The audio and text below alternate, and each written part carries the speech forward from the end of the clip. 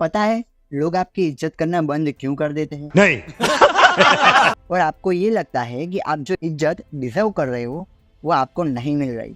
तो इसका रीजन क्या है? अगले कुछ ही मिनट में मैं आपको बताने वाला हूँ कि आखिर ऐसी कौन सी हैबिट होती है जिसकी वजह से कोई भी इंसान अपनी रिस्पेक्ट लूज करता है। So let's start.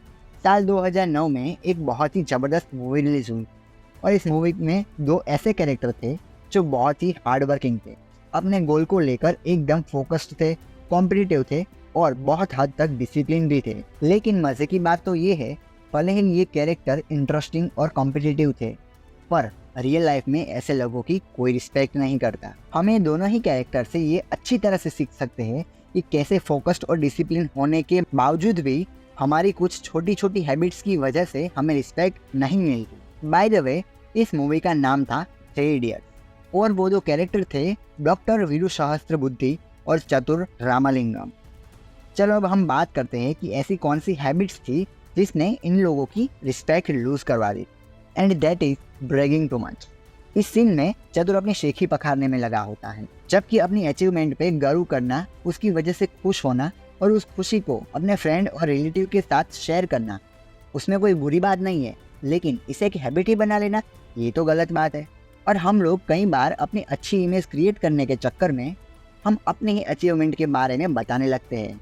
ऐसा करना सिर्फ तभी अच्छा होता है जब आपसे आपकी अचीवमेंट के बारे में पूछा जाए। अदरवाइज अपनी अचीवमेंट के बारे में बात करने को शो ऑफ कहते हैं। एंड शो ऑफ करने वाले लोगों की रिस्पेक्ट नहीं की जाती। दूसरी हैबिट है अननेसेसरीली डीमोटिवेटिंग अदर्स। दोस्तों, आप ही बताओ, थ्री इडियट्स मूवी में जो डॉक्टर वीरू सहस्त्रबुद्धे थे वो डोमिनेटिंग थे या नहीं? सोचो, अगर आपके बॉस का नेचर ठीक ऐसा ही हो तो क्या होगा? अक्सर डोमिनेटिंग लोग पावर जरूर कमा लेते हैं लेकिन रिस्पेक्ट नहीं। डोमिनेंस एक ऐसा टूल है जिसका यूज सिर्फ तभी किया जाना चाहिए जब जरूरी हो। फॉर एग्जाम्पल, किसी बहुत ही अनऑर्गेनाइज्ड एंड अनडिसिप्लिन ग्रुप को मैनेज करने के लिए डोमिनेंस का यूज करना एकदम सही है। इसीलिए लोगों से डील करते वक्त हमेशा ये याद रखो कि डोमिनेंस का यूज करके आप काम जरूर करवा लोगे लेकिन रिस्पेक्ट नहीं कमा पाओगे। तीसरी हैबिट है talking about negative things.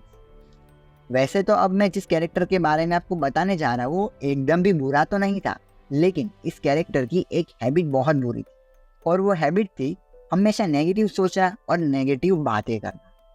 Movie में ये कैरेक्टर था राजू का।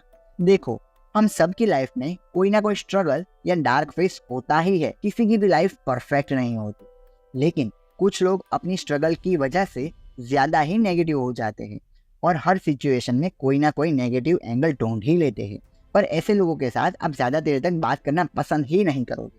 अगर ऐसा कोई इंसान आपका बेस्ट फ्रेंड भी होगा तो भी कुछ टाइम में आप उसकी रिस्पेक्ट करना बंद कर दोगे। अब मैं आपको ऐसी हैबिट बताने वाला हूँ जिसकी वजह से कोई भी इंसान रिस्पेक्ट तो लूज करता ही है और साथ ही साथ में अपने ग्रुप में भी बदनाम होने के चांसेस बढ़ जाते हैं। Habit number 4 is taking help easily but never giving back anything.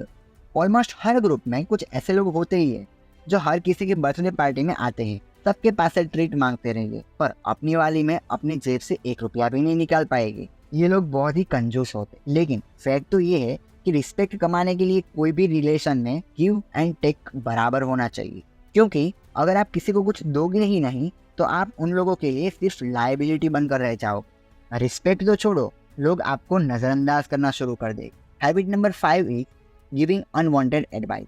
किसी भी इंसान को सलाह सिर्फ तब देनी चाहिए जब आपसे सलाह मांगी जाए, क्योंकि बिना मांगे दी गई सलाह की कोई रिस्पेक्ट नहीं होती। इसीलिए बिना मांगे सलाह मत दो। फाइनली, अगर आप रिस्पेक्ट लूज नहीं करना चाहते हो तो ये 5 बातें याद रखना। उम्मीद है आपको ये वीडियो पसंद आई हो।